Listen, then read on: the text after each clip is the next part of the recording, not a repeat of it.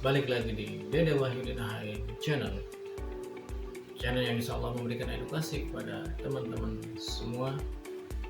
Pada kesempatan kali ini saya Dede Wahyudin akan membahas salah satu topik tentang ijtihad, ittiba, dan taklid. Baik teman-teman, untuk mempersingkat waktu tanpa panjang lebar, bahasan kali ini kita mulai. Mudah-mudahan di video kali ini dapat bermanfaat bagi teman-teman semuanya, terkhusus bagi saya pribadi dan umumnya buat teman-teman. Oke, kita sama-sama belajar. Check it out. Bismillahirrahmanirrahim. Ijtihad. Ijtihad adalah sebuah konsep dalam hukum Islam yang mengacu pada proses penalaran, analisis, dan interpretasi terhadap sumber-sumber hukum Islam untuk menetapkan hukum atau solusi terhadap masalah-masalah baru yang tidak diatur secara langsung dalam sumber-sumber hukum yang telah ada. Kata ijtihad berasal dari bahasa Arab, yaitu usaha yang sungguh-sungguh. Ijtihad ini saya buat dalam beberapa poin penjelasan secara komprehensif mengenai tujuan, lalu ada proses, hasilnya apa dari ijtihad itu. Yang pertama kita bahas dulu tentang tujuannya. Tujuan utama dari ijtihad adalah untuk menemukan solusi, ya, solusi hukum tentunya. Hukum terhadap masalah-masalah yang berkembang dalam kehidupan umat Islam, namun tidak secara langsung diatur dalam Al-Quran, hadis, ijma, bahkan qiyas. Ijtihad juga dilakukan menggunakan akal, pengetahuan, pemahaman agama untuk memahami prinsip-prinsip hukum Islam dan menerapkannya dalam konteks masa kini. Lalu apa proses ijtihad yang menjadikan ijtihad tersebut nantinya kelak menghasilkan? Nah, proses ijtihad dilakukan itu oleh seorang mujtahid. Apa itu mujtahid? Siapa mujtahid itu? Mujtahid yaitu seorang ahli hukum Islam yang memiliki kualifikasi dan pengetahuan yang memadai tentunya dalam berbagai disiplin ilmu, baik ilmu agama yang jelas, yang paling utamakan ilmu agamanya, ditambah dengan wawasan-wawasan yang lain. Seorang mujtahid juga harus mempelajari sumber-sumber hukum Islam secara mendalam, termasuk tadi Al-Quran, hadis, ijma, bahkan qiyas. Nah, mujtahid pun tidak serta-merta hanya memahami itu saja. Dia pun harus memiliki pengetahuan secara budaya, sosial, ekonomi yang relevan tentunya dengan masalah-masalah yang dihadapi saat ini. Misal, lalu setelah itu mujtahid menggunakan metode penalaran dan interpretasi untuk mencapai kesimpulan yang paling sesuai dengan prinsip-prinsip hukum Islam. Nah, apa saja yang menjadikan syarat untuk seorang mujtahid? Tadi di awal disebutkan dia harus memiliki keilmuan yang luas, yang mendalam tentunya. Terus Al-Quran, hadis, ijma, bahkan qiyas, bahasa Arabnya pun harus memiliki kemampuan di situ, usul fikih, lalu apa saja prinsip-prinsip hukum Islam, lalu apa lagi sejarah perkembangan hukum Islam, dia harus mengetahui itu. Lalu seorang mujtahid harus memiliki integritas juga, integritas moral yang tinggi, memiliki kemampuan analisis, harus memiliki kecerdasan intelektual juga tentunya. Nah, barulah ijtihad itu dilakukan. Karena ijtihad juga memerlukan keterbukaan terhadap perbedaan pendapat dan kemungkinan kesalahan. Maka biasanya harus memiliki kesiapan untuk dikritik atau direvisi terhadap kesimpulan yang telah dicapai. Misalnya nanti setelah menghasilkan ijtihad itu tidak sesuai, misalnya itu harus mau nggak mau harus direvisi, bahkan harus ada perdebatan biasanya antar ulama dan masyarakat biasanya. Lalu hasil ijtihad apa hasilnya? Ya fatwa biasanya kan, fatwa ulama itu kan ijtihad biasanya, hasil dari ijtihad.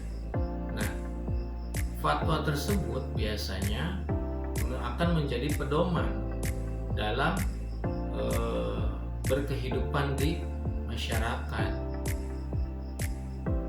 karena pedoman itu yang akan dijalankan. Namun tetaplah tadi yang saya disebutkan di awal, ketika menjadi pedoman pun tetap harus menjadi sumber referensi yang bisa dipertanyakan dan diperdebatkan oleh para ulama dan masyarakat gitu. Lalu peran ijtihad dalam pengembangan hukum Islam memiliki peran yang sangat penting, karena memungkinkan agama Islam untuk tetap relevan dan adaptif terhadap perubahan zaman.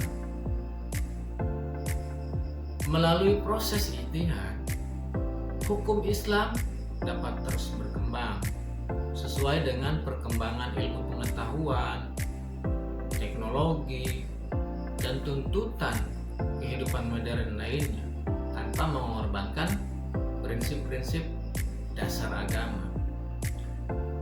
Nah, dengan demikian, ijtihad merupakan salah satu mekanisme utama dalam hukum Islam yang memungkinkan adanya kontinuitas dan fleksibilitas dalam pengembangan hukum agama, dengan tetap mempertahankan keautentikan dan keaslian prinsip-prinsip Islam.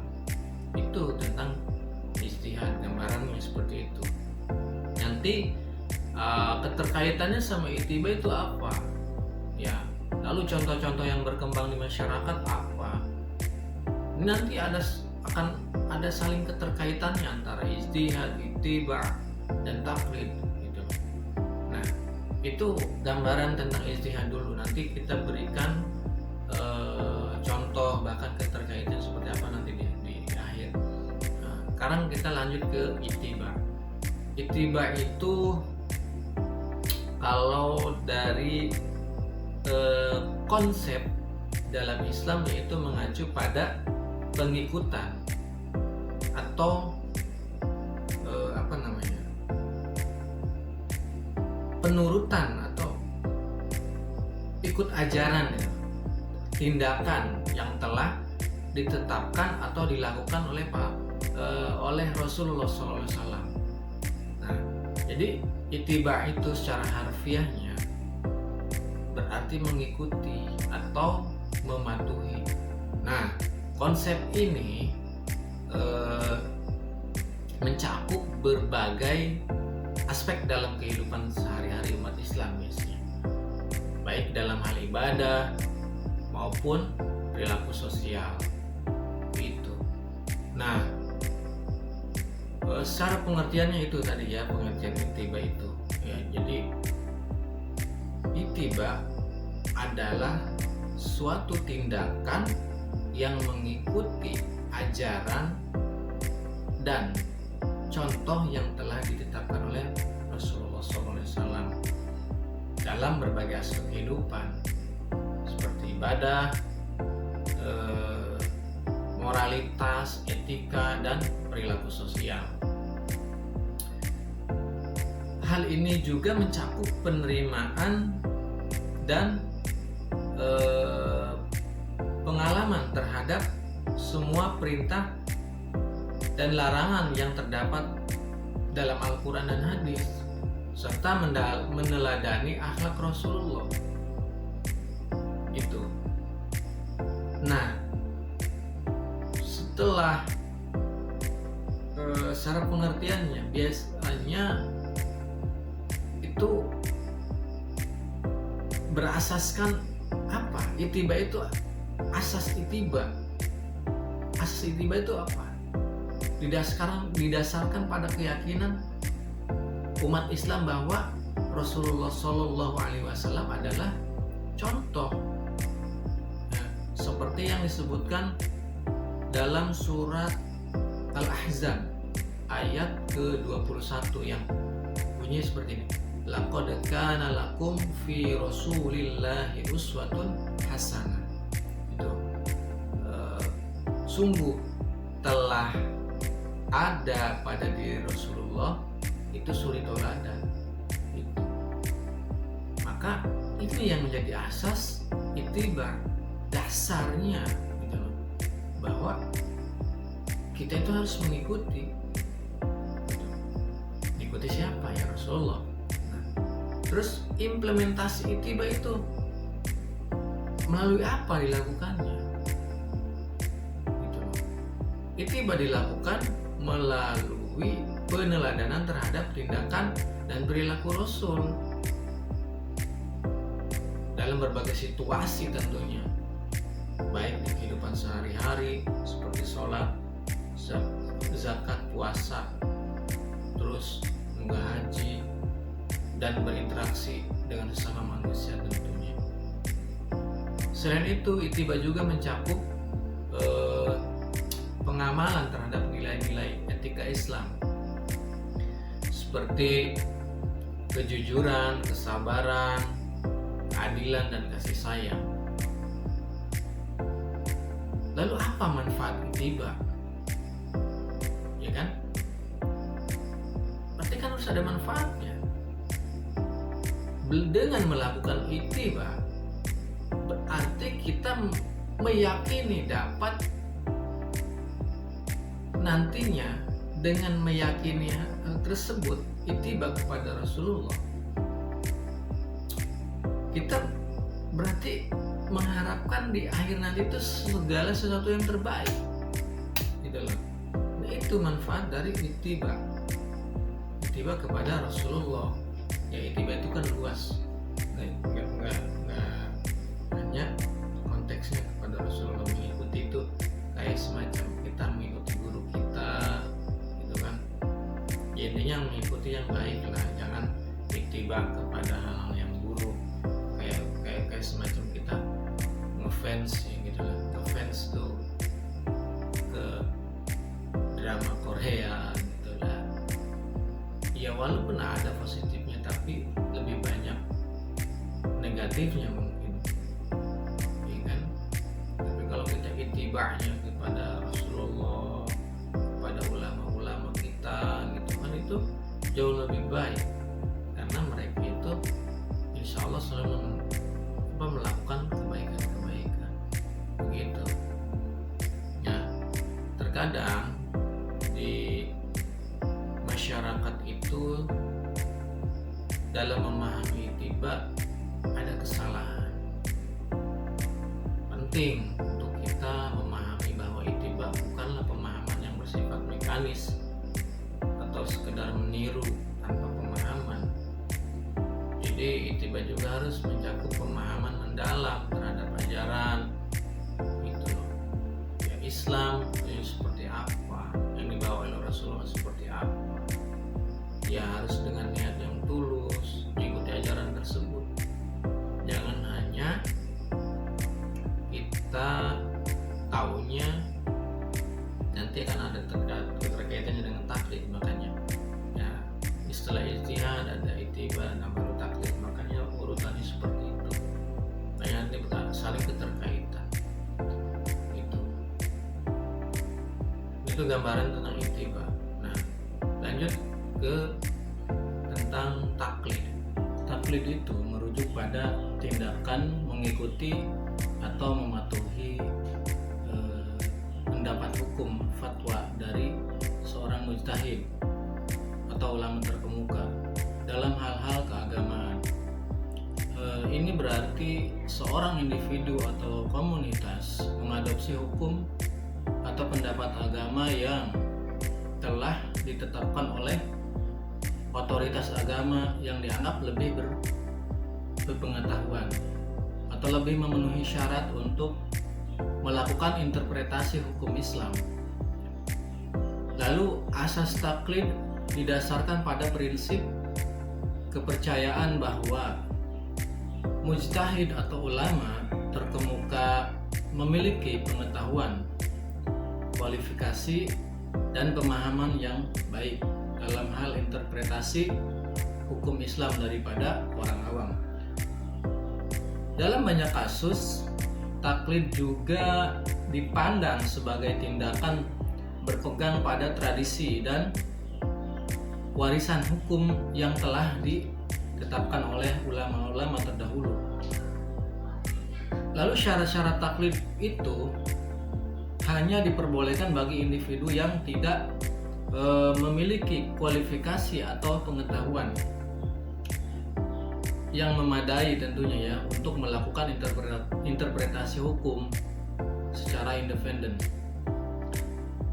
Seseorang yang melakukan taklid harus memilih mujtahid atau ulama terkemuka yang dianggapnya memiliki otoritas dan integritas moral dalam memberikan fatwa. Taklid harus dilakukan dengan niat yang tulus untuk mengikuti ajaran agama dan bukan sekedar meniru tanpa pemahaman atau alasan yang jelas. Lalu peran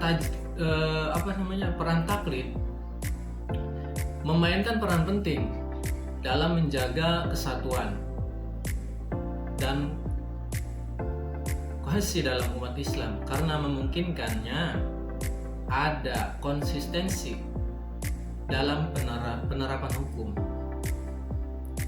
baik di antara individu dan kelompok yang memiliki tingkat pengetahuan dan pemahaman yang berbeda. Taklid juga memungkinkan umat Islam untuk mendapatkan arahan dan pedoman yang jelas dalam menjalankan ibadah. Ya seperti masalah-masalah kehidupan sehari-hari kita. Lalu taklid juga ada beberapa orang yang cenderung mempermasalahkan atau mengkritik. Karena apa? Beberapa orang menyatakan bahwa taklid itu akan menghambat inovasi pembaruan dalam pemikiran hukum Islam karena cenderung mempertahankan status quo dan membatasi penelitian diskusi terbuka tentang masalah-masalah agama. Selain itu, kritik juga ditujukan terhadap taklid yang dilakukan secara buta. Ya, ada yang namanya taklid buta misalnya, tanpa pemahaman atau penalaran yang memadai, sehingga dapat menyebabkan penyalahgunaan atau pemahaman yang dangkal Dengan demikian, taklid merupakan konsep yang penting dalam hukum Islam yang memungkinkan individu-individu yang tidak memiliki pengetahuan atau kualifikasi yang memadai untuk tetap mengikuti ajaran agama. Dengan mengacu pada otoritas agama yang diakui, namun penting juga untuk memperhatikan batasan dan syarat-syarat taklid agar tidak menyebabkan pemahaman yang dangkal atau penyalahgunaan terhadap ajaran agama. Terkait dengan konsep ijtihad, ittiba, dan taklid, berikut ini adalah beberapa contoh yang berkembang di masyarakat dan mencerminkan pengaplikasian konsep-konsep tersebut. Nah, pada hal ini saya akan paparkan juga contoh-contoh di masyarakat yang terjadi saat ini. Contoh ijtihad di era modern, ketika muncul isu-isu baru yang tidak diatur secara langsung dalam teks-teks agama seperti bioetika, teknologi, dan keuangan modern, sejumlah ulama Islam melakukan ijtihad untuk menemukan solusi hukum yang sesuai dengan prinsip-prinsip Islam. Misalnya, beberapa ulama telah melakukan ijtihad dalam menentukan keabsahan penggunaan teknologi reproduksi seperti bayi tabung, penggunaan organ tubuh manusia atau cloning, dengan merujuk pada prinsip-prinsip agama Islam tentang kehidupan, martabat manusia, dan kemaslahatan umat. Seorang mujtahid juga bisa melakukan ijtihad dalam konteks keuangan modern untuk menentukan apakah produk-produk yang seperti keuangan reksadana syariah atau obligasi suku sesuai dengan prinsip-prinsip hukum Islam. Lalu contoh ittiba, dalam praktek ibadah, umat Islam secara luas melakukan ittiba dengan mengikuti contoh Rasulullah dalam menjalankan ritual-ritual agama seperti sholat, puasa, zakat, haji, ya kan? Selain itu, ittiba juga tercermin dalam perilaku sosial umat Islam yang mencoba meneladani akhlak dan sikap yang ditunjukkan oleh Nabi kita seperti kejujuran, keadilan, kasih sayang, bahkan kesabaran. Sebagai contoh, ketika berhadapan dengan konflik atau perselisihan umat Islam, mungkin akan mencoba meneladani sikap penyabar dan berupaya mencapai solusi yang adil dan damai, mengikuti contoh Rasulullah SAW dalam menyelesaikan perselisihan antara pihak-pihak yang berbeda. Lalu contohnya taklid dalam masyarakat Islam awam khususnya, taklid sering terjadi ketika individu-individu yang tidak memiliki pengetahuan untuk kualifikasi hukum yang memadai mengikuti fatwa-fatwa atau pendapat-pendapat dari ulama-ulama terkemuka atau mujtahid yang dianggapnya sebagai otoritas agama. Misalnya dalam masalah-masalah fikih sehari-hari seperti tata cara sholat, zakat, atau puasa, umat Islam yang awam sering melakukan taklid terhadap fatwa-fatwa ulama, ya kan, atau lembaga-lembaga fatwa resmi di negara mereka. Taklid juga dapat terjadi dalam konteks hukum keluarga, di mana individu-individu itu mungkin mengikuti fatwa atau keputusan dari otoritas agama dalam permasalahan pernikahan, perceraian, dan warisan. Dalam kehidupan sehari-hari, konsep ijtihad, ittiba, dan taklid dapat saling melengkapi, bahkan berkaitan dan berdampingan. Ijtihad diperlukan untuk menghadapi tantangan-tantangan baru dan menemukan solusi hukum yang sesuai dengan prinsip-prinsip Islam. Sementara itu, ittiba merupakan implementasi dari ajaran Rasulullah SAW yang menjadi pedoman atau dasar dalam ibadah. Lalu berperilaku sosial umat Islam. Di sisi lain, taklid memainkan peran penting bagi individu-individu yang tidak memiliki pengetahuan atau kualifikasi hukum Islam yang memadai, memungkinkan mereka untuk mengikuti ajaran agama dengan mengacu pada otoritas agama. Dengan demikian, penjelasan mengenai tema ijtihad, ittiba, dan taklid, alhamdulillah kita sudah menggalinya secara komprehensif. Semoga apa yang telah kami sampaikan dapat menjadi landasan